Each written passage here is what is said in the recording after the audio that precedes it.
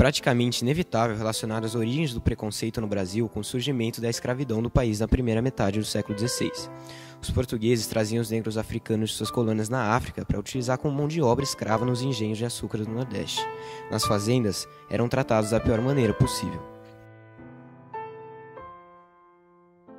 Situation grows up where thousands, tens of thousands, hundreds of thousands of these black or dark-skinned people are being kept down without rights and kept at work night and day by a system of surveillance with whips and cutlasses.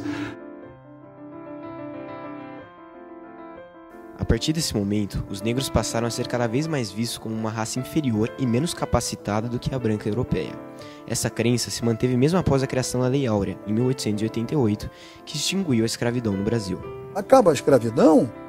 Como é que é absorvido esse ser humano negro que vem da senzala, que vem da dependência social, que vem de estigmas seculares, né? E como ele é absorvido? Não é. A discrepância entre negros e brancos no Brasil começa na educação.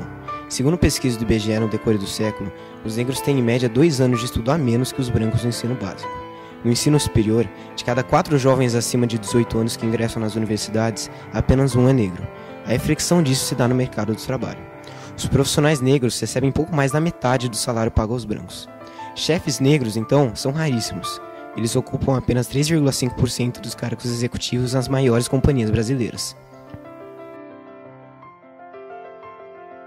Portanto, a abolição da escravidão não significou a integração do negro à sociedade, e esse contraste no âmbito educacional e trabalhista só contribui para a imobilidade social deste, que acaba morando em piores condições e, consequentemente, se tornando mais suscetível a manifestações de violência.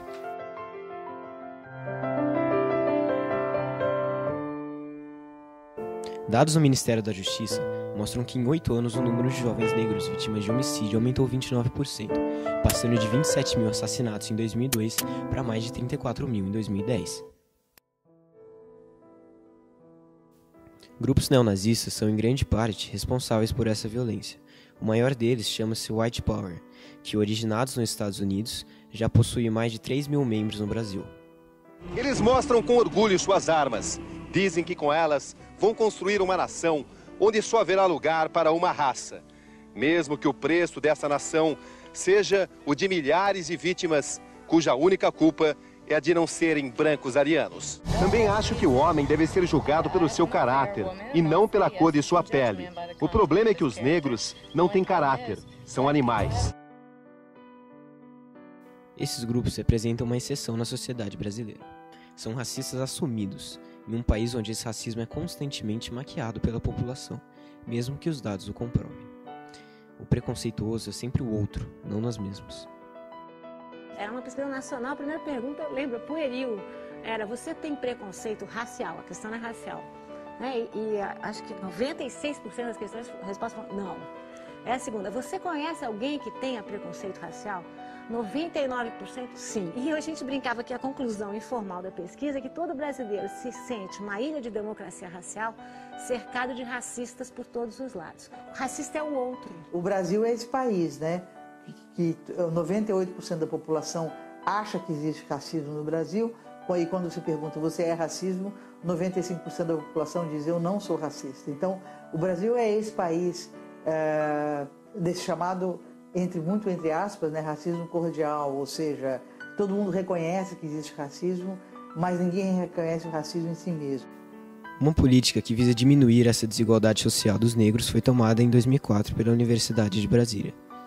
20% das vagas vestibular da universidade passaram a ser destinadas a estudantes negros, através de um sistema denominado cotas. A medida, porém, nunca foi um consenso entre os especialistas.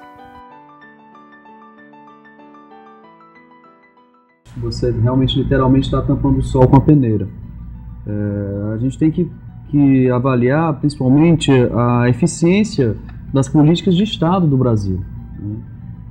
Na minha visão, as cotas são um atestado de incompetência do Estado brasileiro.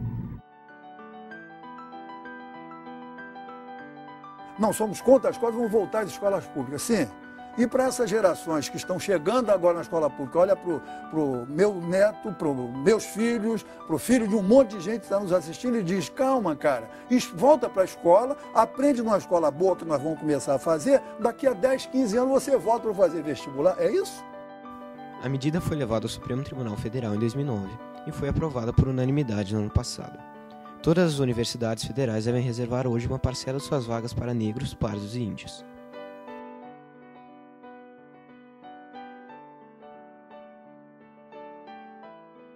Mesmo que ações afirmativas, como as cotas, tentem integrar o negro à sociedade e que o racismo no Brasil seja proibido por lei, a extinção da concepção de inferioridade racial só se dará quando o brasileiro assumir a própria ignorância e entender que o racismo não vale a pena.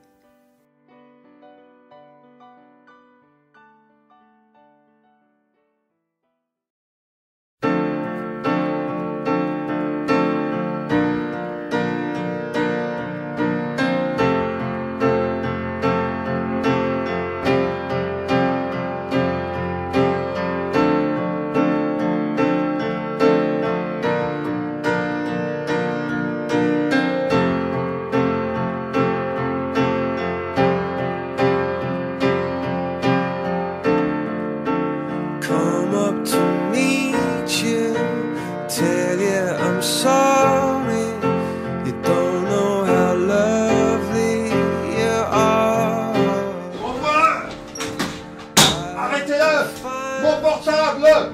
Espèce de dégueulasse!